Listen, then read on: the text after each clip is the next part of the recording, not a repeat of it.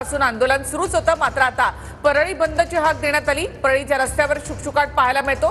सगळी दुकानं बंद करण्यात आली आहेत आणि कराड समर्थक आक्रमक झाले।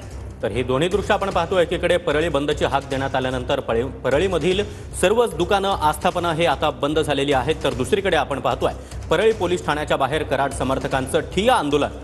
अक्षरशः वाल्मिक कराड यांची आई देखील सकाळी 11 वाजल्यापासून या ठिय्या आंदोलनामध्ये सहभागी झालेली आहे आणि आता मकोका अंतर्गत कारवाईनंतर देखील हे आंदोलक आक्रमक आहेत, ते ठिय्या मांडून बसले।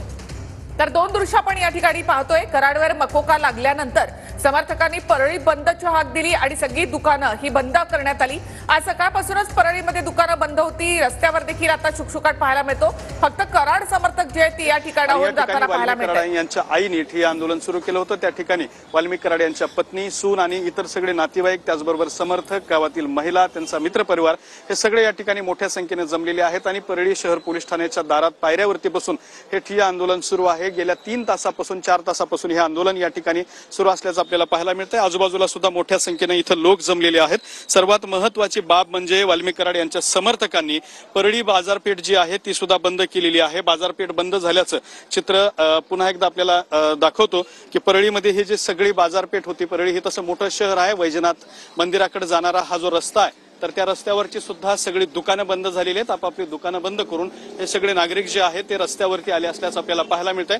आपण बघू शकता की ही समोर जी बाजारपेठ आहे यातली मेडिकल वगळता इतर सगळी दुकानं जी आहेत ते पूर्णतः बंद करण्यात आलेली आहेत आणि त्याचबरोबर नागरिकांकडून या ठिकाणी रोष सुद्धा व्यक्त केला जातोय।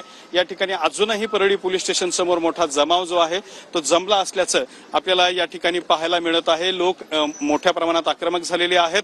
वाल्मिक कराड यांच्यावर जी दाखल गुन्हे करण्यात आलेले आहेत ते गुन्हे रद्द करण्यात यावेत अशा स्वरूपाची मागणी जी आहे ती या ठिकाणी या समर्थकांकडून, महिलांकडून आणि त्याचबरोबर नातेवाईकांकडून सुद्धा केली जात आहे।